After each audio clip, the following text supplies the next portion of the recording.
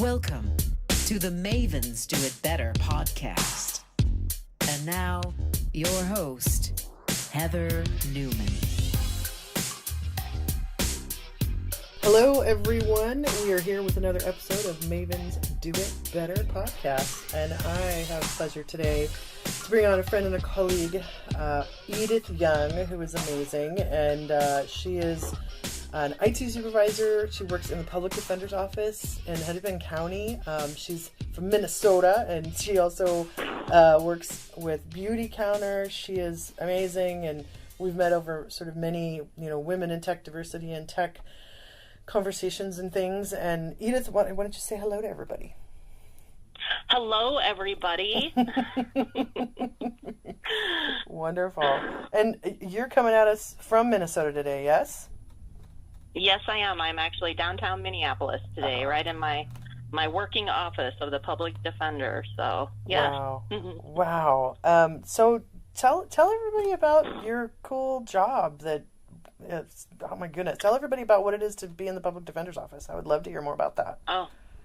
Oh, most definitely. So, what I'll do is I'll start out with just kind of a history and where myself has led just within Hennepin County and Sure. in the almost 5 years that I've actually been here now. Cool. So Yeah. I started out at Hennepin County back in February of 2014. And this is actually how I got to meet you, Heather, was through the SharePoint community. Yep.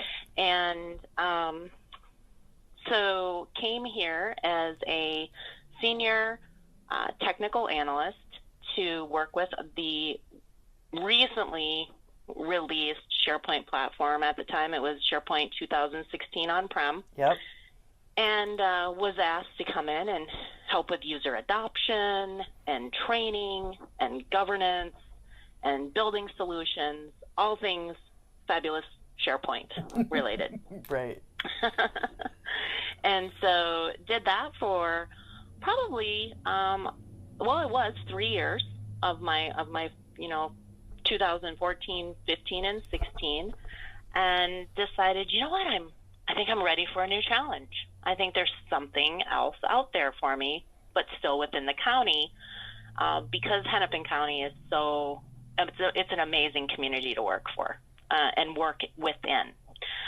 We are the largest county in the state of Minnesota. Oh, wow. We support 1.3 million residents. So we are big. Yeah, that's huge. And, right? Yep. Yeah. Yep. And we actually have the Hennepin County Public Defender's Office, which is overseen both by Hennepin County and then also the State of Minnesota Public Defense Office. Okay. So we're very fortunate here because our funding is split up a little bit differently than most public defenders' offices. We are funded by both the state of Minnesota and a little bit by Hennepin County. Mm-hmm. So I have amazing employees. I have approximately 8, and can't tell you that I adore them. I could talk about them for hours and days. They make my job so easy, and I just feel very blessed that I'm amongst such great colleagues. We have a lot of, issues when it comes to disparity within the community and making sure that the individuals who need to be represented in a court of law have that opportunity for them. Right. And we do a wonderful job of serving those individuals and those residents of Hennepin County. And we have some amazing lawyers who've been with us probably 30 plus years. Wow. And then we have attorneys and lawyers who come in who kind of they take this is their stepping off point. This is their way to get right out of college, and then they come in the door and they have the purpose and they're behind the mission and the vision, and then they end up staying here for sometimes 1, 2, 5 years. Right. It just depends on what their passion is. But it's really fun to be a part of the IT area and watch my team support all of these amazing people. So just feel very blessed. So that's what I've been doing for almost 2 years now. Okay. Yeah, my other job. Yeah, yeah. So I got a little what do you call it? We'll call it a bug up my butt a couple years ago. And or is this your side hustle, as they call it? This is my side hustle that I call. Yeah. Yes. And so I have another girlfriend who I met through SharePoint. I'm gonna call her out here. Her name's Alexis Bruno. She's amazing. Okay. And she actually got me introduced to Beautycounter. Okay. And Beautycounter is a skincare and cosmetic company that was stood up by Greg Renfro back in 2015, and has done some amazing things with bringing attention to many areas of concern when it comes to products that we put on our face, on our bodies, every single day. Yeah. And she's trying to get laws changed to make sure that we can actually have, how do I want to say this, changes that aren't 80 years old. So the last time a law was put into effect with regards to the ingredients that go into our beauty or skincare products was 1938. What? So, really? Yes. Wow. And here in the United States, and I don't want to quote because I don't have the facts right in front of me, but I'm going to guesstimate that Sure. we only ban a certain amount of ingredients that go into products, whereas if you look at Europe, those individuals, that country over there is very, very careful about what goes into their cosmetic and their beauty products. And they're selling quality. Right. They're selling things that aren't creating carcinogens. Right. And putting carcinogens in it. Yeah, I'm with you on that. Across the different, a continent, across the countries in Europe, I think that's definitely, I've seen that too. There's more emphasis on what's going into the products and rules and regulations, for sure. I definitely have seen that too. I can't believe that's the 30s. That's crazy. Yeah. But, it blew me away. Wow. Blew me away. I couldn't believe it. And so that's what sparked my interest. That's where it wasn't about, oh my God, look, they have a new lipstick. Trust me. I'm like any girl, most girls, we love, to make ourselves all look pretty and, do our hair up and, make sure my eyelashes look good behind my big old glasses, things like that. But, sure. But for me, it was about spreading the information. And my approach to getting people interested to learn more is just to share the facts and talk about, why would this be a good change for you? And so that's kind of my mission, making sure that people know about better beauty, safer beauty, what the laws are, all of those types of things. So, yeah, absolutely. Yeah. Well, I love, the conversations that we've had and sort of how we sort of like watch each other and comment on each other's stuff on social media and when we met and stuff, I felt like I had such a connection with you and from what you do at the the defender's office and that we do here, it's like, I just love that. I was like, she's somebody who is, making change in her own community and thus making change in the world, I just Thank was like, you. yeah, totally. And I was just like, oh, that's so cool. It's like all of us, we have what we have for work, but then we also, and sometimes hopefully you work in something you love and that you're passionate about, but also then there are other things in your life that bring you joy or that help you bring joy to other people or educate or do some good or something. And I was like, that's so awesome. Thank you. Yeah. Thank you. Absolutely.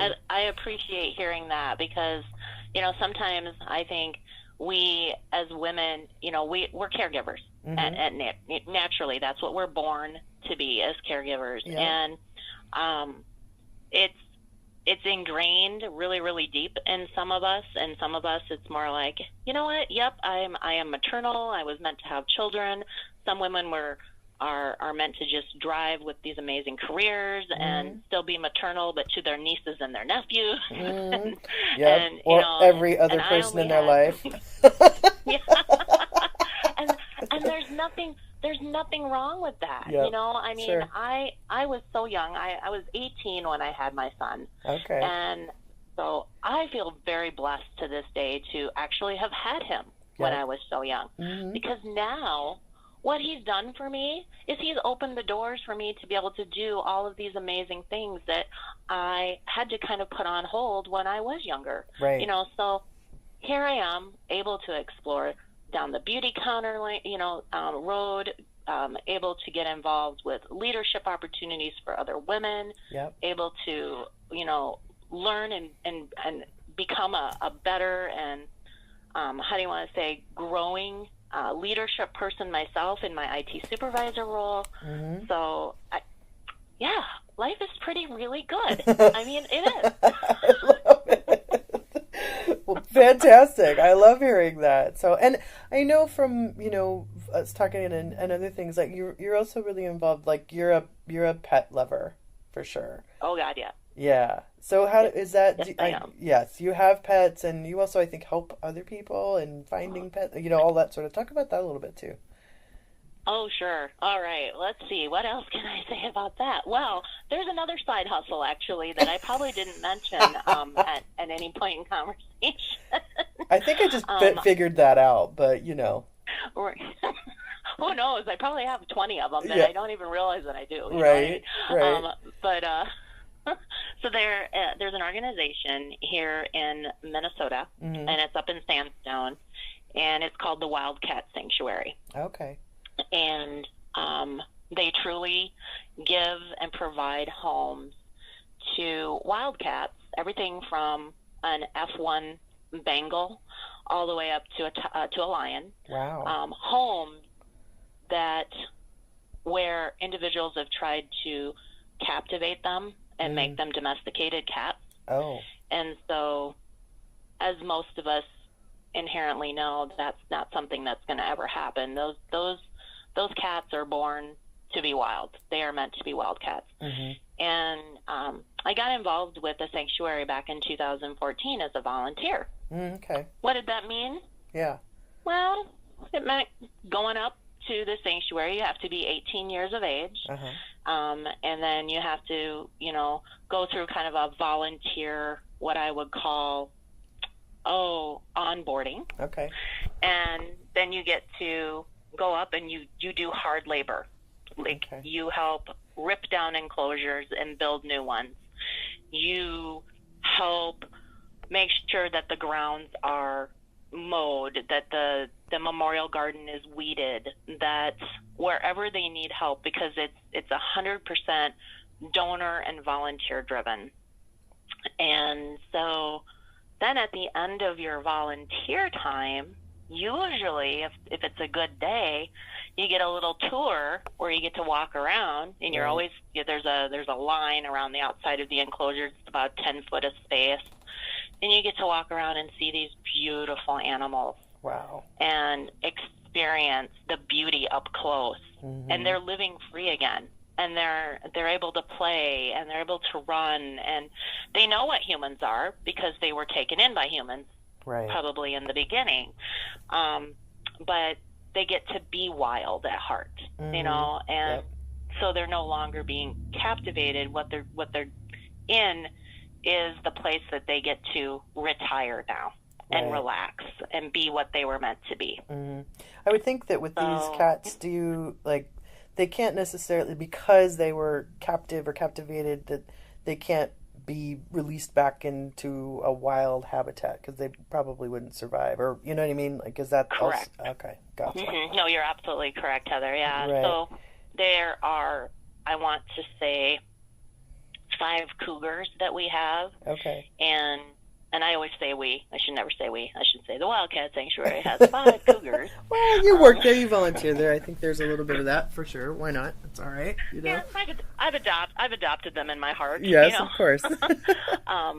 And they were actually, their mother had suffered from a car accident, and she passed away, so they were abandoned. And the Wildcat Sanctuary was, I believe they were reached out to by the Minnesota State DNR and asked if that they could be taken in there because they were so small that they still needed to be, how do you want to say, taken care of, like hand-fed, bottle-fed, that sort of thing. Right, like weaned or whatever. Yeah, okay, sure.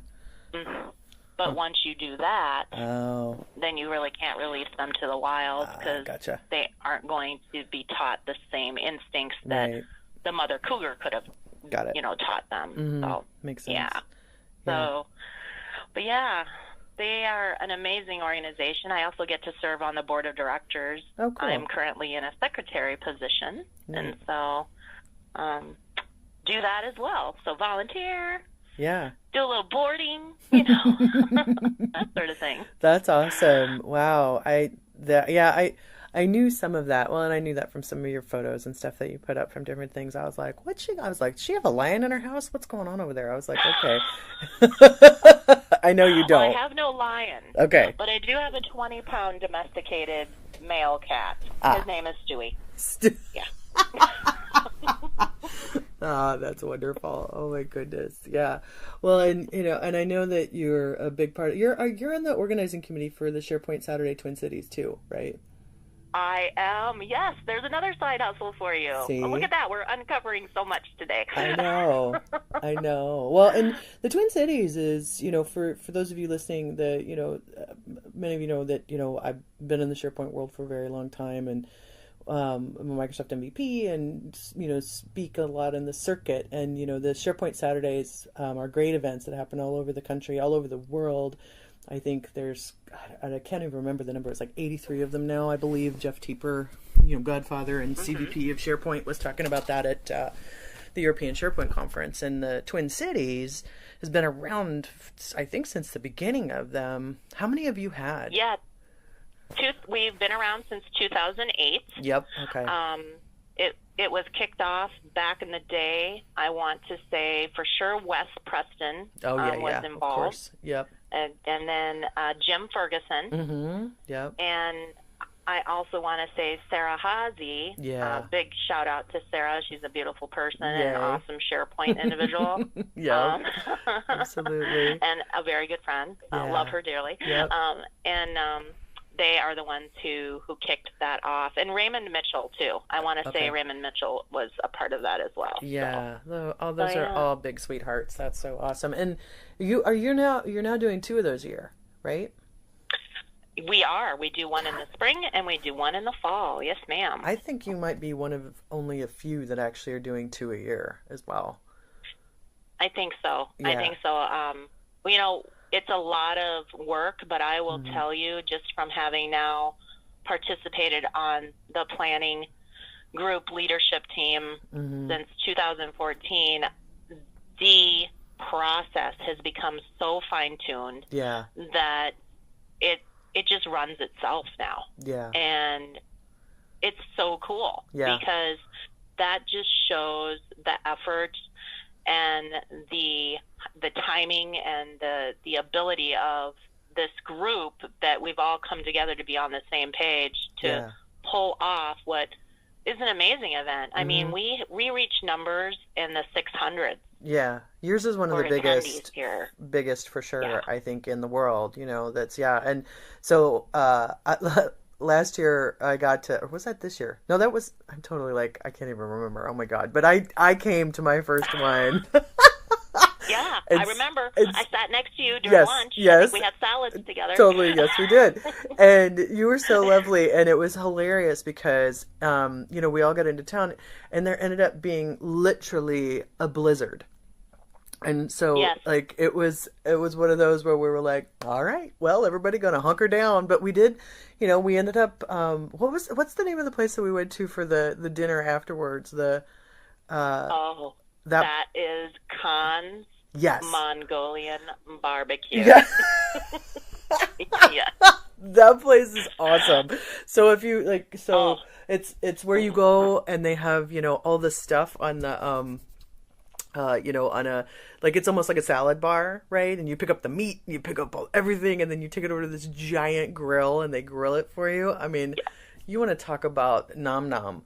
I mean, wow. That Right. I know. It's the most amazing thing. And you would think being, living here in the Twin Cities, that I would actually hit that place up as much as I can, because it's just down the road and, it's right off 494, which is one of our major outside of the loop kind of, deals. Yeah. And I actually only go at SharePoint Saturday time now. Really? That's so funny. Yeah. Oh my God. And I have to give a big shout out to Liz Sundet who drove to that because it was not only was it blizzard, but we were determined, right? And we were like, we're gonna get there. And literally there were people off the side of the road in snow piles, stuck and everything. And we call her Luber because she's the Liz Uber. Awesome. I love that. Shout out to Miss Awesome Sunshine Liz. So for sure on that. But yeah, and the SharePoint Saturdays, they're free events that happen on Saturdays most of the time. Some folks have them on Fridays. But they're SharePoint, Office 365, Azure, Microsoft Teams, Planner. They've even got some blockchain going on in them.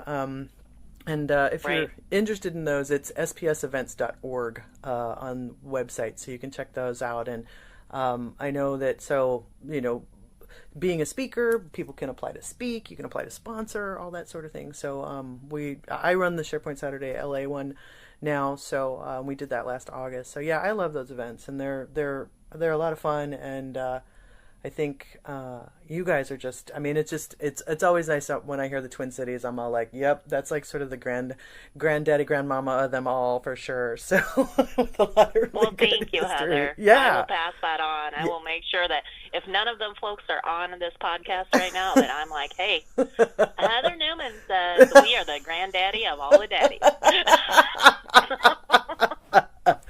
Oh my gosh. So yeah, no, it's totally awesome. Well, you're so busy with many things, right? You've got, I guess your main job, your side hustles, your family and all the wildcats and everything.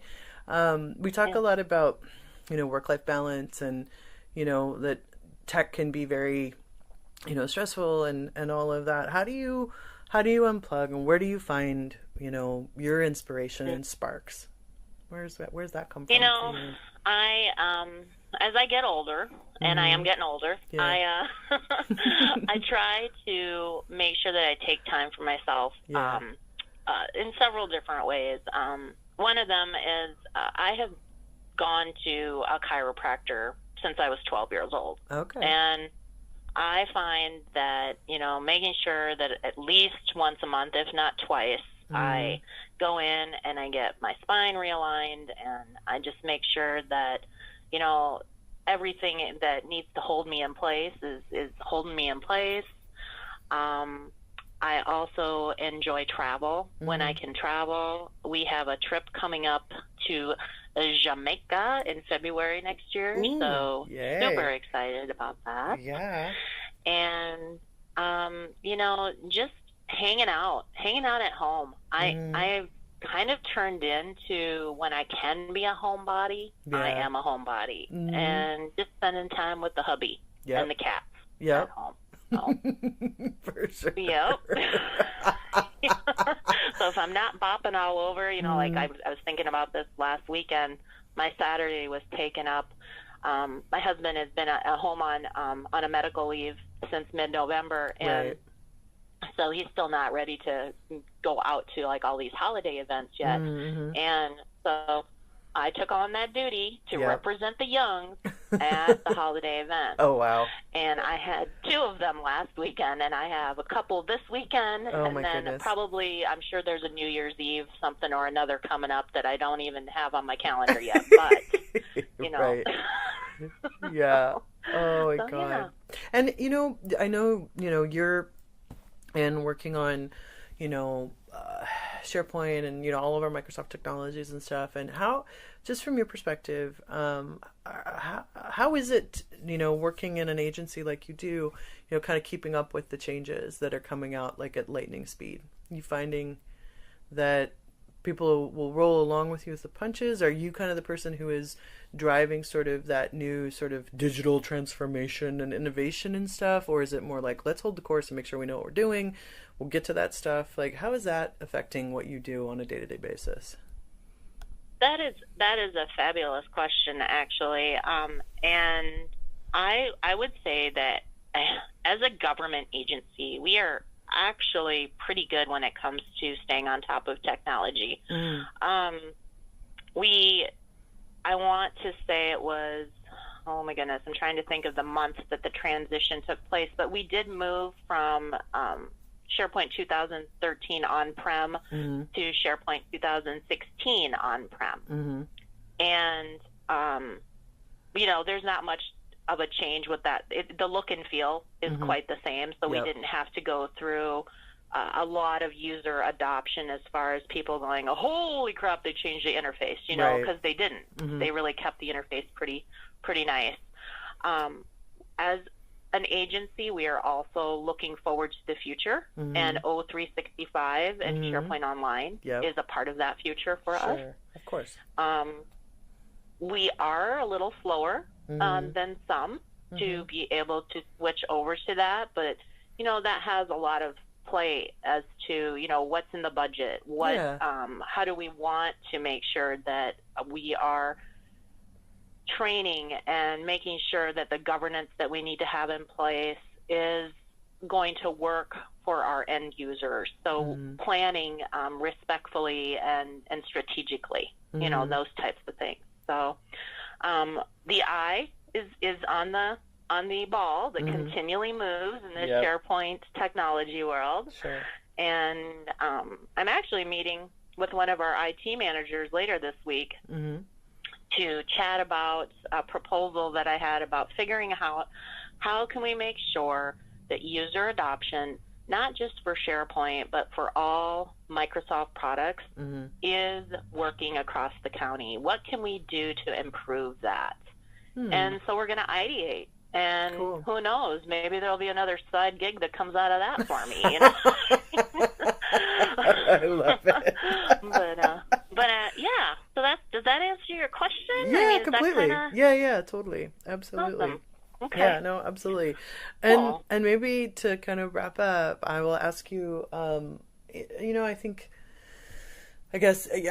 find what you do very inspiring, and I love kind of seeing you out in the world and now, just from a sort of a diversity and sort of, women in tech perspective and all of that. Do you have any advice to budding folks in IT about things that have inspired you along the way, or, people you follow, or books that you're like, oh my gosh, you should read this kind of thing, places you go for that sort of thing?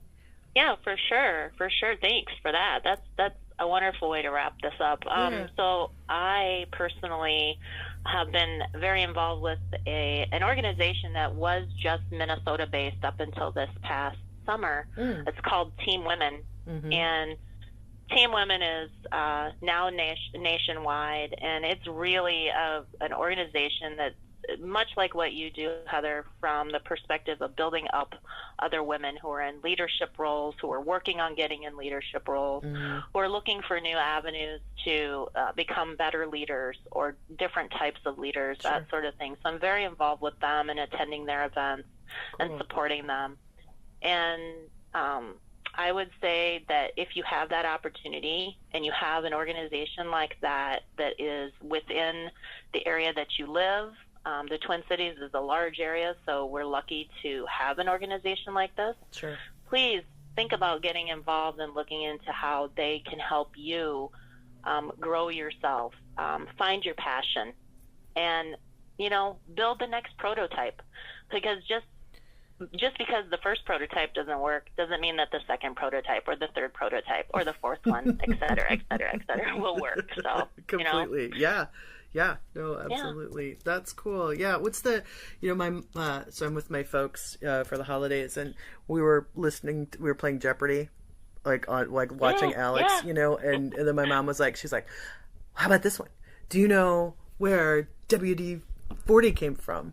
The spray. And I was like, and it's kind of a joke because my grandfather used to put WD-40 on everything. That it's like the Windex from the Greeks. My grandfather was like WD-40 or what's that other stuff called? Bag balm, that stinky stuff that you put on cow's udders. That you put on your feet. So we were laughing about all that. And I think I can't remember what the WD stands for, but I know that the 40 stands for that it was the 40th mixture of the ingredients that got it to be WD-40. And so just like you were saying, sometimes it takes more than once to get to the goodness, so. Exactly. Passion. Absolutely. Just follow your passion. And listen to your gut too, because your gut's never wrong. Lady, I couldn't agree more. That's awesome. Well, we will make sure people know how to find you on the, the Twitters and the Instagramaratis and all of that kind of fun stuff, because I know you're out there doing really good things in the world. And those of you who are in the Twin Cities area, SharePoint Saturday is a great event, and you can see Miss Edith there. And and I find, again, I think you're kind of like my gal about town side hustle maven, I just feel like you look at things and then you're like, yeah, I'm gonna do that, and you do it. You know what I mean? It's cool. So I just I was really excited to have you on. So thank you for that. I really appreciate it. Well, thank you for having me today, Heather. I really appreciate it back. Yeah, you're welcome. Well, awesome. Thank you, Miss Edith, and everybody. That is another episode of Mavens Do It Better. Have a great day.